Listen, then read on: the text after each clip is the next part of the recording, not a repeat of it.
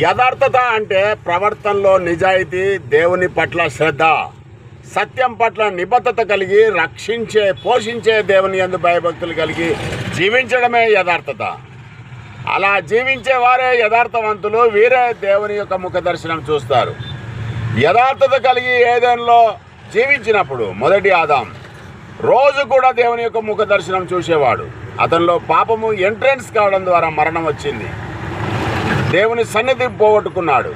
రెండవ ఆదామైన క్రీస్తు యేసు అలా చేయక దేవుని యందు విధేయత కలిగి తను రక్షించే దేవుని వైపు చూసి భయభక్తులు కలిగి నీతి న్యాయాలు తన జీవితంలో అవలంబించడం ద్వారా ఈ రోజున దేవుని యొక్క ముఖ దర్శనం చూస్తున్నాడు. మరి మనం కూడా క్రీస్తులాగా పవిత్రత, పరిశుద్ధత కలిగి రక్షణను కొనసాగించి ఉంటే పునరుత్థానమందు మనం కూడా ముఖ దర్శనం చూస్తాం.